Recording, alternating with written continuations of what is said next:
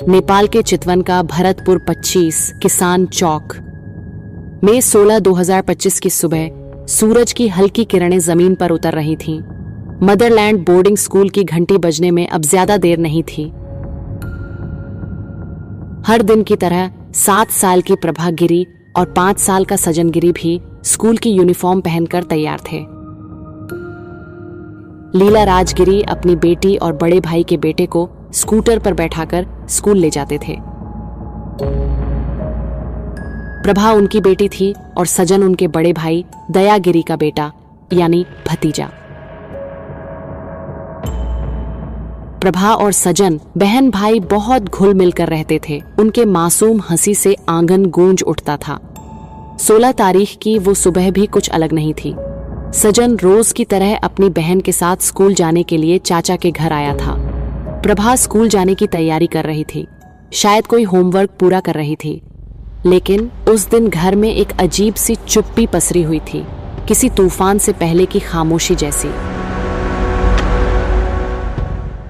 अचानक उस खामोशी को चीरती हुई एक दिल दहला देने वाली चीख किसान चौक की शांति में गूंज उठी।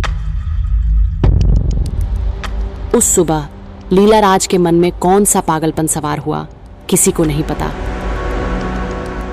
उन्होंने अपने ही भाई दयागिरी के 5 साल का बेटे सजन पर दराती से हमला कर दिया, घर की निचली मंजिल पर।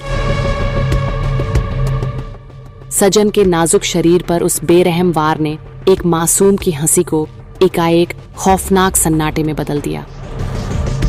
वह मंजर देखकर प्रभा डर के मारे कांप उठी, चिल्लाई और रोने लगी। लेकिन उसकी करुण चीत्कार से लीला राज के दिल में कोई रहम नहीं जागा। उल्टा उन्होंने प्रभा को घसीटते हुए ऊपर की मंजिल पर ले जाकर बेरहमी से दराती से वार कर दिया।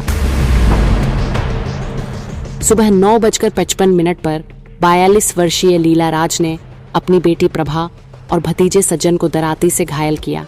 इसके बाद शायद पछतावे की आग में जलकर या फिर गहरे मानसिक तनाव में आकर उन्होंने उसी दराती से अपना ही गला रेतकर आत्महत्या की कोशिश की।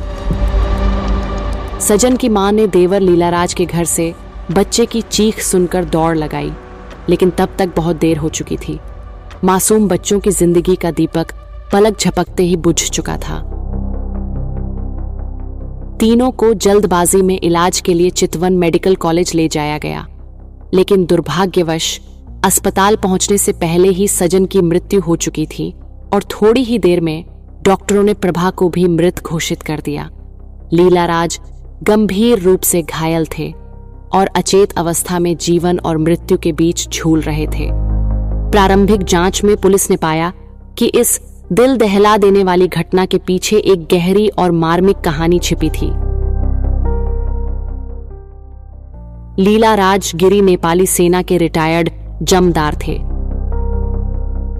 कुछ साल पहले एक सड़क दुर्घटना में घायल होने के बाद उनकी एक आंख में समस्या आ गई थी और तभी से उनमें मानसिक समस्याएं शुरू हुई थीं।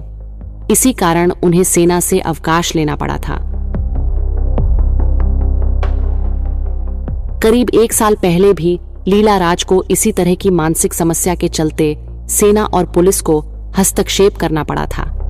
वह नियमित रूप से डिप्रेशन की दवाइयां ले रहे थे। घटना वाले दिन लीला राज की पत्नी बिमला अपने 11 साल का बेटे रेशम लाल के इलाज के लिए पहले से ही चितवन मेडिकल कॉलेज में थीं। रेशम को एक दिन पहले ही अस्पताल में भर्ती कराया गया था। लीला राज घर पर अकेले थे जब यह भयावह घटना घटी। मदरलैंड स्कूल में पढ़ने वाले वे दोनों मासूम बच्चे उस दिन भी यूनिफॉर्म में तैयार थे, लेकिन किस्मत उन्हें स्कूल नहीं बल्कि एक खौफनाक नियति की गोद में ले गई। अस्पताल के आईसीयू में जीवन मृत्यु के द्वंद्व में पड़े लीला राज ने पुलिस के सामने यह लिखित बयान दिया कि वह नेपाली सेना का कर्तव्यनिष्ठ पूर्व जमादार हैं। उन्होंने खुद स्वीकार किया कि बेटी और भतीजे की हत्या उन्होंने ही की और वे खुद भी जीवित नहीं रहना चाहते।